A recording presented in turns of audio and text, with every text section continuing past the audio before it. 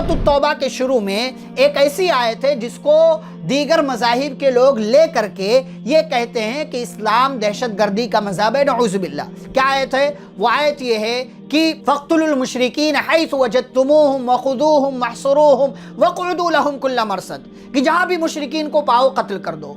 میرے بھائی، جب تک آپ آگے کا پیچھے کا پورا مکمل دیکھیں گے نہیں، آپ کو پورا کانسیپٹ سمجھ میں نہیں آئے گا۔ کس تناظر میں بات ہو رہی ہے، کس مسئلے کے تعلق سے بات ہو رہی ہے، یہ پوری آیتیں، آیت نمبر 4، 5، 6، یہ پوری آیتیں آپ دیکھیں گے تو آپ کو پتا چلے گا کہ اللہ کہہ رہا ہے حرمت والا مہینہ چل رہا ہو تو لڑائی بند کر دو، لیکن جیسے ہی حرمت والا مہینہ ختم ہو جائے تو جو تم سے لڑنے کے لیے آ رہا اس سے لڑو، اور یہ مشرکین آ رہے ہیں تو ان سے لڑو اور ان کو مارو۔ اور پھر آگے اللہ نے کہا وَإِنْ أَحَدٌ مِّنَ الْمُشْرِكِينَ اسْتَجَارَكَ، یہ مشرکین جو تمہارے سامنے لڑنے کے لیے آ رہے ہیں، مقابلے میں آ رہے ہیں، ان میں سے کوئی اگر تم سے پناہ مانگے فَأَجِرْهُ، تو اس کو پناہ دے دو، اس کو مارنے کی ضرورت نہیں۔ یہ اسلام کی تعلیم ہے، جو صاف ستھری تعلیم ہے وہ بیان نہیں کیا جاتا۔